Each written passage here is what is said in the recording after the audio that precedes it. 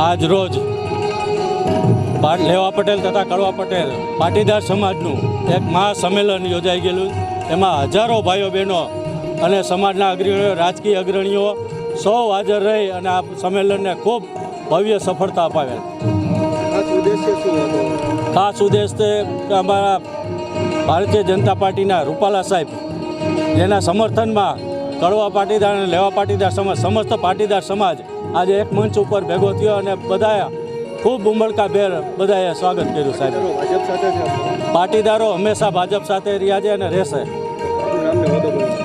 અશ્વિન મોલિયા, શહેર ભાજપ મહામંત્રી। આજે રાજકોટના આંગણે ભારતીય જનતા પાર્ટીના ઉમેદવાર આદરણીય પરસોત્તમભાઈ રૂપાલાજીને આદરણીય નરેન્દ્રભાઈ મોદી સાહેબને ત્રીજી વખત વડાપ્રધાન બનાવવા માટે રાજકોટના છેલ્લા 1 મહિનાથી અલગ અલગ સમાજના સંમેલનો મળીને આશીર્વાદ આપે છે। આજે રાજકોટના આંગણે સમસ્ત પાટીદાર સમાજનું એક ભવ્ય ઐતિહાસિક સંમેલન મળી અને સૌ લોકોએ નરેન્દ્રભાઈ મોદી સાહેબને અને રૂપાલા સાહેબને શુભકામના પાઠવી છે અને આશીર્વાદ આપવાનો સંકલ્પ કર્યો છે।